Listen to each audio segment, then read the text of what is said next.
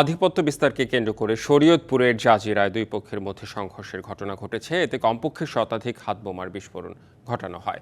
সকালে জাজিরার বিলাসপুর ইউনিয়নের কাজিয়ারচর এলাকায় এই ঘটনা ঘটে, তবে এখন পর্যন্ত হতাহতের খবর পাওয়া যায়নি। স্থানীয়রা জানায়, বিলাসপুর ইউনিয়নের চেয়ারম্যান কুদ্দুস ব্যাপারী ও স্বেচ্ছাসেবক লীগ নেতা জলিল মাতবরের সমর্থকদের মধ্যে আধিপত্য বিস্তার নিয়ে বিরোধ দীর্ঘদিনের। এ নিয়ে বেশ কয়েকবার সংঘর্ষের ঘটনা ঘটে আসছে। সকালে কাজিয়ারচর এলাকায় তুচ্ছ ঘটনাকে কেন্দ্র করে উভয় পক্ষের সমর্থকদের মধ্যে পুনরায় সংঘর্ষের সৃষ্টি হয়। এই সময় শতাধিক হাত বোমার বিস্ফোরণ ঘটানো হয়।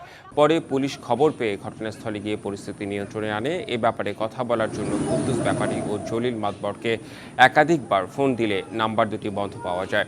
এ বিষয়ে পরবর্তী আইনি পদক্ষেপ নেওয়া হবে বলে জানিয়েছে পুলিশ।